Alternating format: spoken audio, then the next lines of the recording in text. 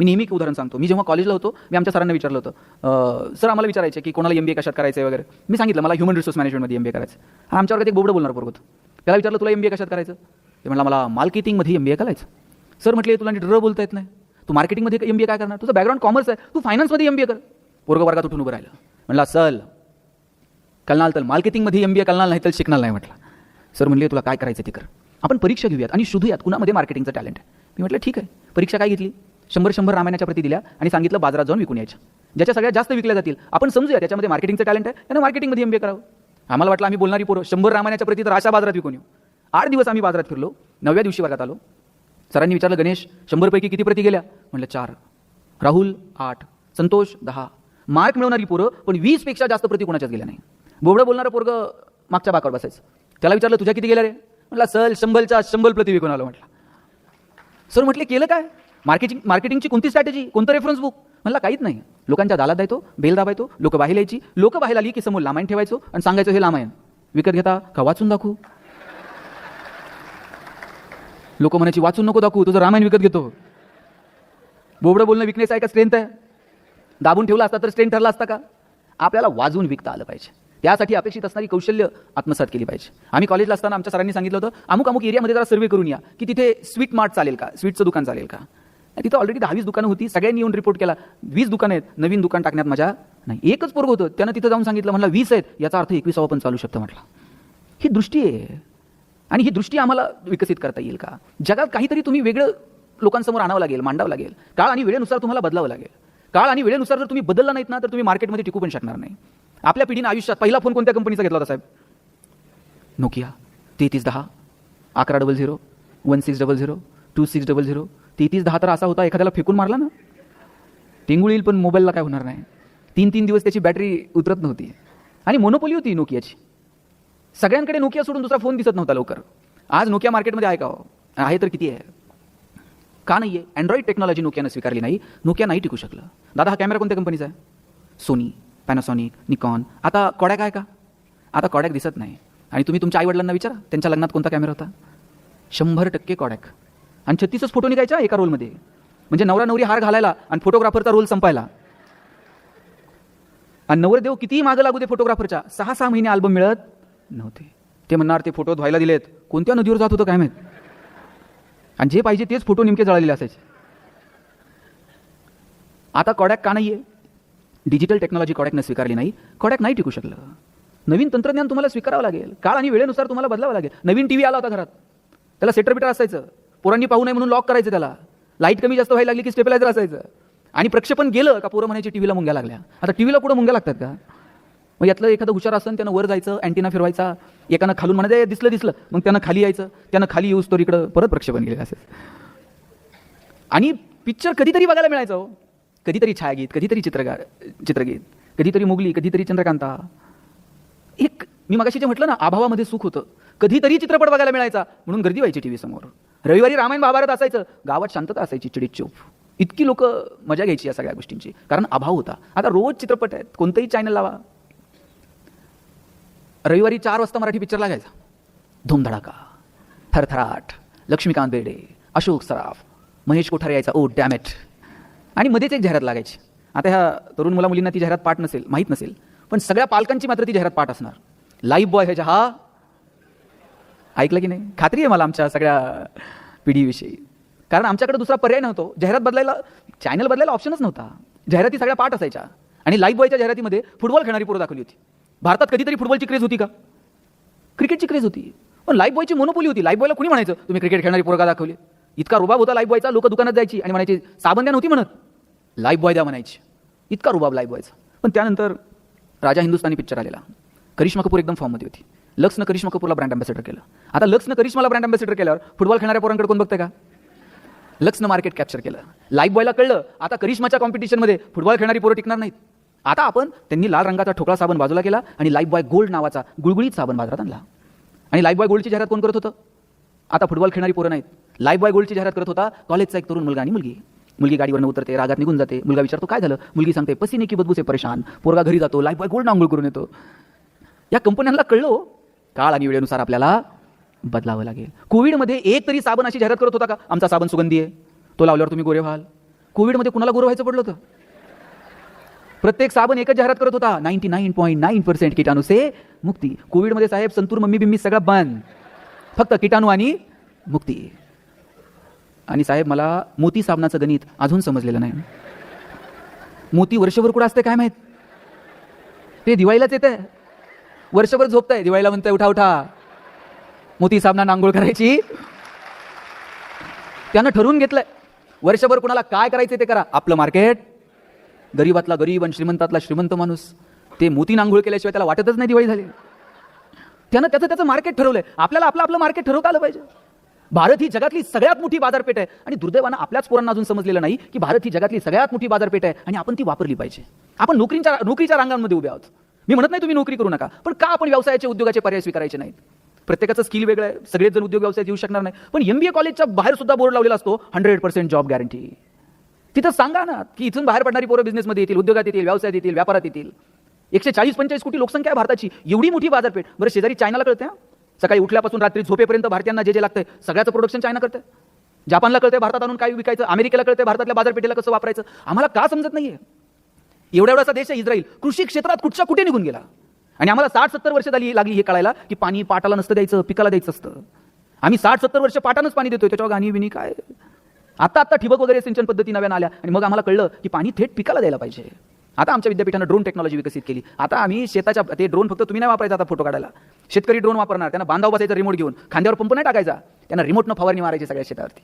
आणि एक दिवस असा येईल कांद्याची गुणी सुद्धा त्या ड्रोनला लावायची, थेट गुणी भुसाऱ्यात. बदललं पाहिजे, नवीन तंत्रज्ञान कळलं पाहिजे, उद्योग व्यवसाय व्यापार कळला पाहिजे. तुमची माझी कॉम्पिटिशन हडपसर, शेवाळवाडी, पुणे, नगर, नागपूर इथपर्यंत मर्यादित नाहीये. 93-95ला गॅट करार स्वीकारला, खुला आर्थिक धोरण स्वीकारलं. जगातली कितीतरी विद्यापीठं यावर्षी भारतात येऊ बघतात, डीम्ड युनिव्हर्सिटी आल्या, सिलेबस बदलत राहतात. आणि या कॉम्पिटिशनमध्ये टिकायचं असेल, डोळे विस्पारून जगाकडे बघितलं पाहिजे.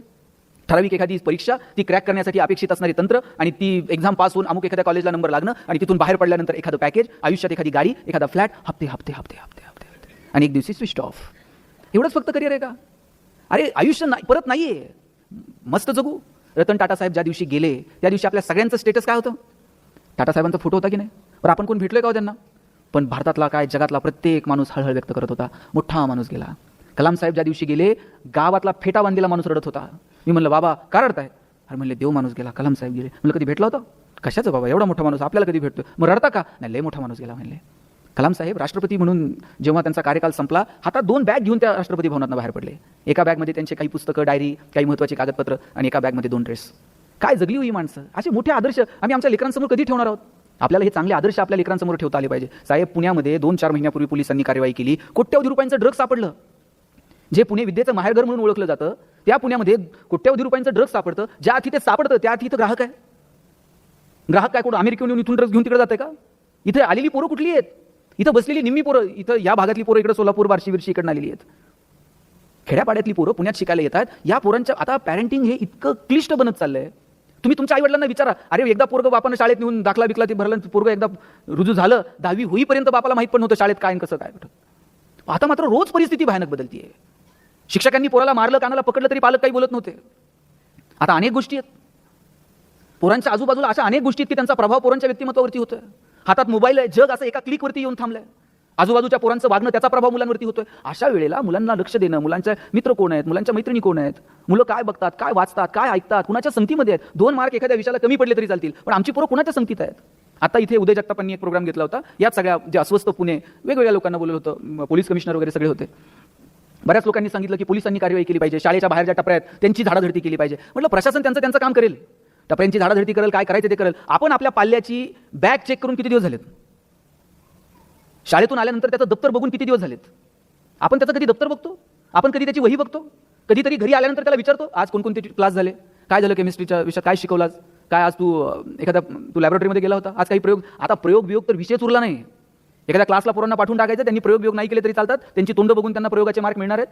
पोरगं काही शाळेत प्रयोग करायला गेलं तर सरांनी चंचू पात्र ठेव, फुटतंय तेवढंच आहे आपल्याकडे, प्रयोग नाही केले तरी चालतात. तसे सायंटिस्ट जन्माला येतील. मला असं म्हणायचं नाहीये की तुम्ही पोरांच्या वह्या चेक करा उद्यापासून आणि लगेच तुम्हाला त्यातलं गणित सोडवता येईल, तुम्हाला त्यातली ऍक्शन रिॲक्शन समजेल. नाही समजणार. मला मान्य आहे की आता पोरं सिलेबस बदलतोय, झपाट्यानं पुढे जातोय, प्रत्येक गोष्ट आपल्याला नाही सांगता येणार. पण घरी आल्यानंतर कुणीतरी मला विचारतंय, ही भावना महत्वाची आहे. घरी आल्यानंतर आई मला विचारते आज काय काय शिकवलं, घरी आल्यानंतर वडील 2 मिनिट मला वेळ देतात, विचारतात आज काय काय झालं. हे विचारण्याची सवय आपल्या पाल्याला लागली पाहिजे आणि त्यासाठी म्हणून वेळ द्या. परिस्थिती भयानक आहे, बदलतीये परिस्थिती आणि अशा वेळेला आपल्या मुलामुलींसोबत आपला संवाद कायम असला पाहिजे. आता 2-2, 2.5 वर्षाच्या मुलांचे सेपरेट बेडरूम आहेत. एक काळ होता 10-10, 12-12 वर्षाची पोरं होईपर्यंत बापाच्या पायावर पाय टाकून झोपत होती. आता 2-2, 2.5 वर्षाच्या पोरांचे सेपरेट बेडरूम.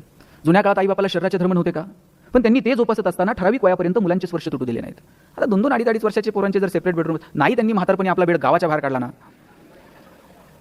ठराविक वयापर्यंत संवाद ठेवा, तो स्पर्श ठेवा, वेळ प्रसंगी कानाला पकडा, वेळ प्रसंगी वेगवेगळ्या विषयांवरती बोला. मुळात आपल्या गप्पांचे विषय बदलायला सुरुवात करा. ठरवून गप्पा मारा एखाद्या विषयावरती. चांगली पुस्तकं द्या, चांगल्या गोष्टी मुलांना सांगा. माझ्या वडिलांनी साहेब मला माझ्या आयुष्यात पुस्तक सोडून दुसरं गिफ्ट दिलेलं मला आठवत नाही. वाढदिवस असला तर त्यांनी पुस्तक आणून द्यायचं. काही त्यांना आनंद झाला, मला काही यश मिळालं, त्यांनी पुस्तक गिफ्ट करायचं. आता मी बघतो 1ली-2रीच्या पोराला बाप बंदूक घेऊन जातोय वाढदिवसाला. पोरगा बापाला मारल्याचं नाटक करतं, बाप मेल्याचं नाटक करतो, त्यात आईला हसायला येतं. कुठल्या विकृतीकडे घेऊन चाललंय? आपल्या घरामध्ये एक छोटीशी लायब्ररी असली पाहिजे, वर्तमानपत्र आलं पाहिजे. किती घरांमध्ये वर्तमानपत्र येतो? आहेत, काही घरं आहेत. आणि त्या वर्तमानपत्रात आपण नेमकं वाचतो काय? पहिलं पान, मागच्या पानावरच्या गॉसिप्स, मधल्या पानावरचं राशी भविष्य आणि रेसिपी. कधीतरी आग्रलेख वाचा. एखाद्या ताज्या विषयांवरती त्या संपादकानं मांडलेलं मत असतं, त्याच्यावर तुमची मतं काय, त्याच्यावरती चर्चा करा. चांगल्या गोष्टी तर आपण आपल्या मुलाबाळांना सांगतो का? आपण चांगल्या गोष्टी सांगायला सुरुवात करा. जिजाऊंनी छत्रपती शिवाजी महाराजांना रामकृष्णाच्या गोष्टी सांगितल्या. अन्यायाविरुद्ध लढायचं कसं, ती ताकद निर्माण केली. एक काळ होता की घरात आजी आजोबा असायचे आणि ते गोष्ट सांगायचे. रामाची, कृष्णाची, ज्ञानोबरायांची, तुकोबरायांची. कळत नकळत संस्कार होत गेले. संध्याकाळी दिवे लागणीच्या वेळेला आजी दिवा लावायला जायची त्या तुळशीपाशी. पोरगं पण आजीच्या पदराला धरून जायचं. आजीनं हात जोडायचे, शुभम करोती म्हणायचं, पोरगंही तिच्या पाठीमागं म्हणायचं. आता गोष्टी सांगितल्या जात नाहीत. आणि आता कुणी जर म्हटलं बाबा बाबा गोष्ट सांगा, बाबाच त्याला गोष्ट सांगतात. एक होता राजा, त्याच्या 2 राण्या, एक आवडती, एक नावडती. आता आज्यानं असं सांगितल्यावर पोरगं तेच करतोय कॉलेजला. 1 राजा, 2 राण्या, 1 आवडती, 1 नावडती. गोष्टींचा विषय निघाला म्हणून सांगतो. माझ्या मित्रानं त्याच्या आजीची एक गोष्ट मला सांगितली होती. इथं जी जुनी लोक आहेत ना, त्यांना ती कनेक्ट होईल. तो सांगत होता की नोकरीच्या निमित्तानं माझे वडील बाहेर राहायला आले. आम्ही वडिलांच्या नोकरीच्या निमित्तानं तिथेच शाळेला होतो. पण वडिलांनी ठरवलेलं होतं की काही सण समारंभ आपण आपल्या गावीच साजरे करायचे. पोरांची आणि गावातल्या जुन्या माणसांची ओळख पाळख राहिली पाहिजे. आम्ही ठरवलं होतं की दर दिवाळीला गावाकडे जायचं आणि दिवाळी साजरी करायची. आम्ही दिवाळीची वाट बघायचो, कधी गावाकडे जायला मिळतं. आणि आम्ही जेवढी आतुरतेनं वाट बघायचो ना, तितक्याच आतुरतेनं माझी आजी पण माझी वाट बघायची. आम्ही आलो की आजी अशी उमऱ्यातच असायची.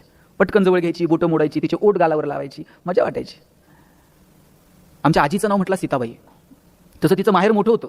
पण इकडं आली आणि या सगळ्या माणसांच्या गर्दीत आजी म्हातारी होऊन गेली. 9वारी लुगडं घालायची, चुळीला गाठ मारलेली असायची, कपाळावरती भलं मोठं कुंकू असायचं आणि कमरेला पिशवी खोवलेली असायची. वर्षभरात ₹1-2 करत करत 100-200 रुपये तिच्या गाठीला जुळलेले असायचे. आणि दिवाळीला आम्ही आलो की आमच्या सगळ्या नातवांमध्ये ₹2 ती वाटून टाकायची. माझ्या दृष्टीनं म्हटलं तुकतुकीत चेहऱ्याची, वर्षभरातली सगळी दौलत नातवांमध्ये वाटून टाकणारी आजी म्हणजे जगातली सगळ्यात श्रीमंत बाई होती. आम्हा नातवांना आजीच्या नुसता नजरेचा धाक असायचा आणि तितकीच प्रेमळ. पण आजीला मात्र आजोबांचा धाक होता. आजोबा फारशा आजीसोबत बोलायचेच नाहीत. एकदा तर तांब्याला हात लागला आणि पाणी असं ताटात कलंडलं. 4 चौघात आजीचा अपमान केला आजोबांनी. मग मात्र मी आजोबांना एकदा म्हटलं, आजोबा आजीला असं 4 चौघात बोलत जाऊ नका. झालं रे बाबा, आता चुकलं. मग मी आजोबांना म्हटलं, असं मला चुकलं म्हणायचं नाही, आजीला सॉरी म्हणा. आजोबांना सॉरी म्हणजे काय हेच माहीत नव्हतं. कदाचित म्हणूनच ते माझ्या सांगण्यावरून आजीला सॉरी म्हटले. आणि नंतर मी आजीला सांगितलं, सॉरी म्हणजे चुकलं, माफ करा असा अर्थ होतो. तेव्हा आजी म्हणली, बाबा असलं कशाला काय सांगतो म्हाताऱ्याला. हे जर त्यांना कळलं ना की मी म्हातारीची माफी मागितली, परत दुसरं काहीतरी नवीन प्रकरण सुरू होईल. मजा होती हो सगळ्या गोष्टींमध्ये. आणि काय सांगायचं, आम्ही सगळी नातवंड जेव्हा तिथे जमायचो ना, अंगणामध्ये मोठा तळवट टाकायचा आणि आजीसोबत त्या तळवटावरती झोपायचं. आता गावाकडे उशा होत्या किती, 4-6 उशा असायच्या. आणि बहुतांशी मग ज्याच्या मनगटात रग आहे ना त्याला ती उशी मिळायची.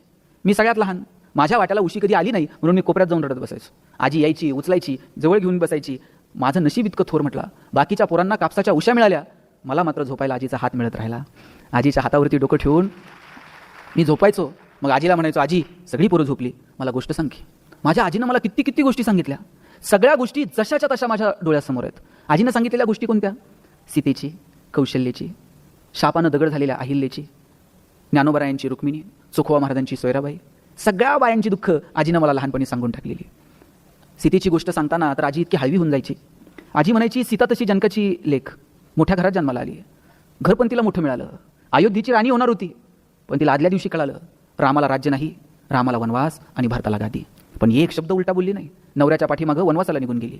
तिला अयोध्येच्या राजवाड्याचा सुद्धा मोह झाला नाही. पण कुठं माशी शिंकली माहीत नाही. जिला अयोध्येच्या राजवाड्याचा मोह झाला नाही, तिला वनवासात असताना सोन्याच्या हरणाचा मोह झाला. आणि तिथंच प्रकरण फस. प्रभू रामचंद्र ते हरिण पकडायला निघून गेले आणि रावणानं मात्र सीतामाईला पळून नेलं. आजी म्हणायची, राजवाड्याचा मोह झाला नाही पण हरणाचा मोह झाला. बाई, आम्हा बायकांचं जगणंच मेलं असं. कशाचा हट्ट धरायचा नाही, आणि कशाचा हट्ट धरलाच आणि काही चुकलं, झालं, आला वनवास वाट्याला. आजी बोलता बोलता मी कधी झोपून जायचो, माझं मलाच कळायचं नाही. कितीतरी गोष्टी आजीनं सांगितलेल्या मला आठवतात. पुढे पुण्यात मी शिकायला आलो, मोठा झालो, कॉलेजला पुण्यात आलो. एक खुली करून मी आणि माझा मित्र राहायचो. परीक्षा जवळ आलेल्या होत्या, तब्येत जरा नरम गरम होती. वडिलांना फोन केला आणि म्हटलं माझी तब्येत बरी नाही, परीक्षा आल्यात, काही दिवस आईला पाठवतं का. दरम्यान त्याच वेळेला आई पाय घसरून पडली आणि तिचा हात आता महिनाभरासाठी तरी गळ्यात राहणार होता. मग आता पर्याय काय. मग वडिलांना म्हटलं आजीला तरी पाठवा. वडिलांनी आजीला पुण्यात आणून ठेवलं. आजी पुण्याहून नगरवरून पुण्याला येताना काय घेऊन आली. एक पिशवी, त्याच्यात 2 लुगडी, एक छोटासा आरसा, केस विसरायची फणी, एक मेणाची डबी, एक कुक्काचा करंडा आणि एक हरिपाठाचं पुस्तक. एवढ्या खोलीत आजी येऊन राहिली, पण आजीनं त्या खोलीचं घर करून टाकलं. आम्ही अभ्यासाला बसलं का आजी शेजारच्या मंदिरात जायची आणि हरिपाठ वाचत बसायची. माझ्या परीक्षा झाल्या, तब्येतही आता बरी होती. गोळ्या औषधं तर सुरूच होती, पण आजीच्या नुसत्या येण्यानं सुद्धा माझी तब्येत बरी होऊन गेली. आता 2 दिवसानं वडील आजीला घ्यायला येणार होते. वडिलांनी सांगितलं 2 दिवसानं आजीला घ्यायला येतोय रे. मी पैसे साठवून आजीला साडी घ्यायचं ठरवलं. आजीनं लहानपणी एवढ्या गोष्टी सांगितल्या. मी साठवलेल्या पैशातून आजीला साडी आणली आणि म्हणलं आजे नेस की गं. आजी म्हणली नाही बाबा, गावाकडे जाईन, आधी थोरल्या जावला नेसायला देईल आणि तिनं एकदा घडी मोडली का मग मी नेसेल. इथं जुन्या कुणी बायका असतील तर त्यांना विचारा. नवऱ्यानं जर वर्षाकाठी साडी आणली तर पहिल्यांदा स्वतः नाही घालायची, आधी जावला म्हणायचं बाई तुम्ही घडी मोडा मग मी घालते. आता तरुण पुरींला घडी मोड हा शब्द तर माहिती आहे का. आणि आपण कुणाला घडी मोडायला देतो, लगेच फोटो, लगेच स्टेटस, आणि दिवसभर बघायचा कुणी बघितलंय. नवी कुरी साडी आणून आजीला दिली, पण आजीला त्या साडीचा सुद्धा मोह झाला नाही. 2 दिवसानं वडील येणार होते, आजीला घेऊन जाणार होते, पण त्याच दिवशी संध्याकाळी फोन खणखणला. आजोबांनी सांगितलं 2 दिवसानं येणार होतो, पण बाळा आजीला घे आणि लगेच नगरला यायला निघ. आजोबा गेले. सांगावं तरी कसं आजीला. आजीला म्हटलं आजे आजोबांची तब्येत बरी नाही, लगेच निघावं लागतंय. गडबडीत आम्ही शिवाजीनगरला आलो, एसटीत बसलो. आजीची पिशवी मात्र तशीच खोलीवरती विसरून राहिली. काहीतरी गडबड आहे याची कुणकुण आजीला लागली असावी. सारखी पदर डोळ्याला लावून खिडकीतनं बाहेर बघत होती. गावाकडे पोहोचलो, सगळं तिच्या समोर होतं. सीतेला तरी सोन्याच्या हरणाचा मोह झाला. आमच्या आजीला साध्या लुगड्याचा मोह नाही, पण तरीसुद्धा तिच्या वाट्याला कायम वनवास आला. तिच्याच कुणीतरी मैत्रिणींनी तिच्या पायातले जोडवे काढले आणि तिच्या हिरव्यागार बांगड्यांवरती टिचकी मारली. आजी एकटी पडली. दिवसामागून दिवस उलगडत गेले. 6 महिने गेले या घटनेला. एरवी भरभरून बोलणारी आजी आता घरात बोलत नाही, एकटीच असते. 6 महिन्यानं ठरवलं पुन्हा आजीला भेटायला जायचं. मित्राला घेतलं आणि आजीला भेटायला आलो. 2 दिवस आजीसोबत खूप बोलायचा प्रयत्न केला, पण आजी काही खुलली नाही. जाताना आजीला म्हटलं आजे तुझी पिशवी खोलीवर राहिली होती, तेवढी घेऊन आलो, आणि ती पिशवी आजीकडे दिली. आजीनं सामान खाली ओतलं. 2 लुगडी, एक मी आणलेली नवी कोरी साडी जी तिनं कधी वापरली नाही, एक केस विसरायची फणी, एक कुंकाचा करंडा आणि मेणाची डबी. कुंकाचा करंडा, फणी बघितली आणि 2 दिवसापासून शांत असणारी आजी गळ्यात पडली आणि तिनं हंबरडा फोडला. आता काय करू रे याचं, ही फणी, हा आरसा, हे कुंकू, आता काय करू मी याचं. ज्या आजीच्या हातावरती डोकं ठेवून मी लहानाचा मोठा झालो, ती आजी आता आज माझ्या खांद्यावरती डोकं ठेवून रडत होती. माझ्या खांद्यावरती आजीचं डोकं होतं, पण मला त्यात सीता दिसली, लक्ष्मणाची पत्नी उर्मिला दिसली, ज्ञानोबांची आई रुक्मिणी दिसत होती, अहिल्या दिसत होती. जगातल्या सगळ्या बायांचं दुःख आजीच्या डोळ्यातून ओरगळत होतं. आजीला टाटा बाय बाय केला आणि निघून गेलो. वर्ष सरत गेली. आम्ही सगळेजण आमच्या संसारामध्ये रमत गेलो. आणि एक दिवशी मला असं वाटलं की आपणही आपल्या लेकरांना काहीतरी गोष्टी सांगायला हव्यात. आजीच्या गोष्टी ऐकून आम्ही लहानाचे मोठे झालो. आपल्याही पोरांना थोडासा गाव कळायला हवा, आपल्याही पोरांना थोडासा निसर्ग कळायला हवा, आपल्याही लेकरांना नातीगुती कळायला हवीत, आपल्याही लेकरांना थोडासा अभाव प्रभाव कळायला हवा. आणि म्हणून ठरवलं या वर्षीच्या दिवाळीला पोरांना घेऊन गावाकडे जायचं. यावर्षी दिवाळीला गावाकडे गेलो. माझ्यासोबत माझी मुलगा होता. आता वाड्याच्या भिंती खचल्या होत्या. पोरं आपापल्या दिशेला पांगली होती. वाड्याच्या भिंतीवरती आजी आजोबांचे फोटो तेवढे होते. पोरांना गाव दाखवलं, पार दाखवला, मंदिर दाखवलं, नदी दाखवली. संध्याकाळी तळवट टाकून आम्ही अंगणात झोपलो. माझ्या लेकीचं डोकं माझ्या हातावरती होतं आणि माझी लेक आकाशाकडे बघत होती. आता तळवट मोठा होता, उषा अनेक होत्या, पण त्या उशांवरती डोकं ठेवायला आता डोकी उरली नव्हती. माझ्या पोरीनं मला विचारलं, बाबा एक गोष्ट सांगशील? आणि तेव्हा मी माझ्या लेकीला गोष्ट सांगितली, माझ्या आजीची, माझ्या सीताबाईची. ह्या गोष्टी पोरांना सांगायला हव्यात. आमची आजी अशी होती, आमचे बाबा असे होते, आमचे काका असे होते. तुम्ही बघा आपल्याकडे म्हण होती, आई मरो आणि मावशी मरो. मावशीचं प्रेम होतं की नाही? मावशी हट्ट पुरवत होती.